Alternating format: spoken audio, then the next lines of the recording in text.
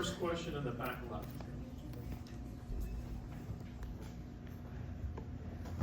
Blake Elliott, 105.3 The Fan.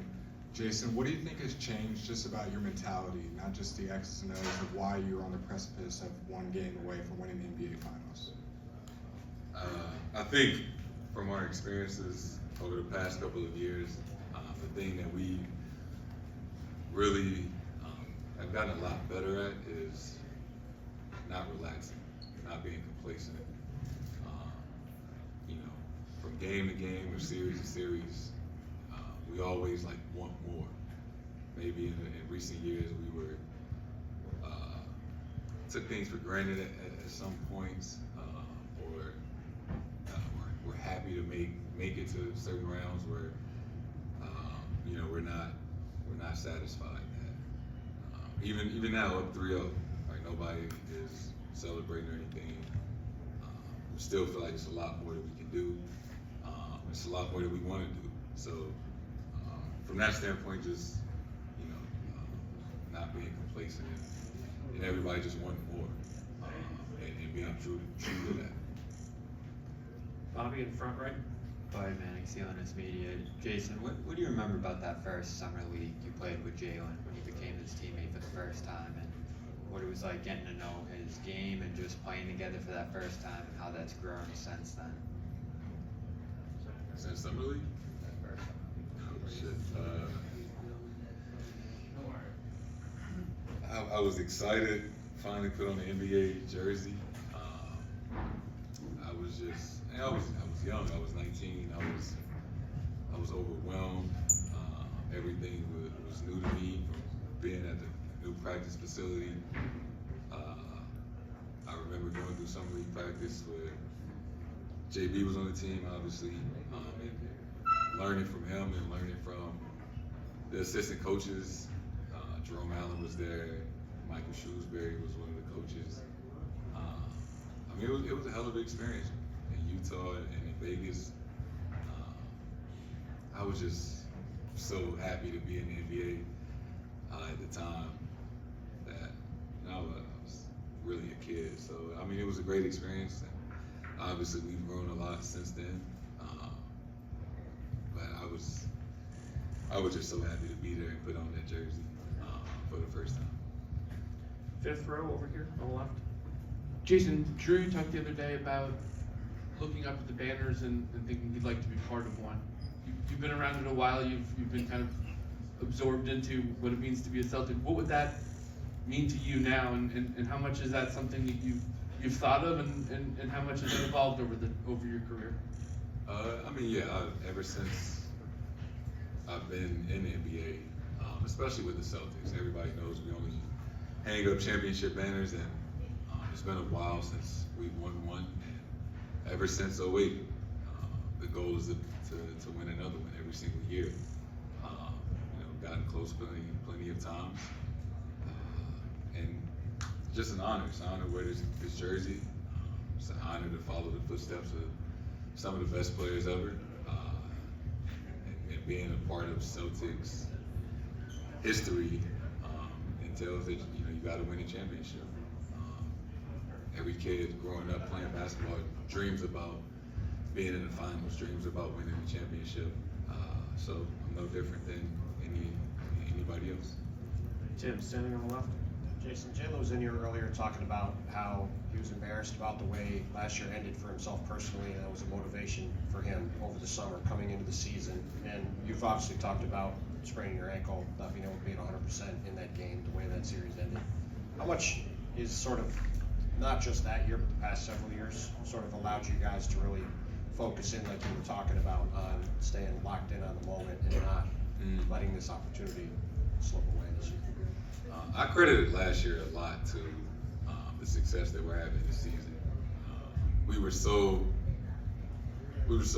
consumed with getting back to the finals in a good way, but I think especially when we got to the playoffs, we were just ready to get back to June, and in some ways skipping steps, and those series took longer than they maybe should have, and we acknowledge that we could have closed games out a lot earlier. And find yourself in a hole down 0-3, the margin for error is so small. And last year we really believed that we could take it one game at a time and come back from that series. But you know, last year was a great learning experience. So for one, not take things for granted. It's never, you're never promised to make it back to the finals. And you know, I think each and every person this year has came into the season with a different mindset. And I think it has truly shown that we don't take things for granted. And we approach every single day the same, and we're trying to get better. We're as hungry as we've ever been. We'll go Steve, Mark, and Tim in the back. Go ahead, Steve. Jason, Steve Buckley from The Athletic. Back to the Banners. You're a newly minted Celtic. How does that work? Does somebody take you around and show you all that and teach that to you, or are you on your own? And also, what was your first encounter with a Celtics legend, whether it was Larry or Kuz or somebody? Actually, yeah, somebody did walk me around the old practice facility in Waltham and showed me all the banners and the history. And I was born in '98, so I didn't really know about all the championships before. I knew Bill Russell won a lot. I knew Bird had a couple. But I only ever saw 08, and then, you know, when they lost in 2010. So I learned a lot about the history of the game, the history of the Celtics. And I would say the first legend I met was Paul Pierce. I met him during that, it might have been Summer League or my first training camp. He was around for a few days. So that was the first Celtics legend I really got to talk to. Mark in the middle. Jason, following up on your answer to Tim, of really being in the moment and not letting things slip away, what do you think has contributed to your guys' ability this season to take advantage of closeout opportunities? You're 3-0 so far, and as you mentioned, you know, in prior seasons that wasn't necessarily one of your guys' strengths of closing out at that first opportunity. I think our ability to go over situational basketball during practice, Joe and the coaching staff, they do a great job of showing us a lot of different things throughout the season of how games end, whether it's teams being up 6, do you foul, or closing out quarters, and how that can have an effect, you know, for the start of the next quarter. So going over situational basketball in practice and in shoot-arounds, and understanding what we want to do in those moments, what plays and reads we want to go over, you know, in late game situations. So when those moments do come about throughout the game, we're comfortable. We know where we're trying to run, where we're trying to get to, the different options from each set.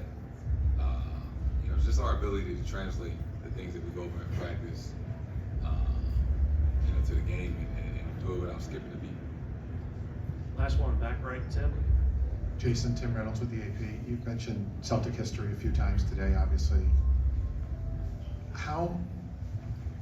Obviously it'd be cool enough to hang an 18th banner. I get that's the bigger thing, but there's never been a Celtic team ever with a better playoff record than what you guys have to this point.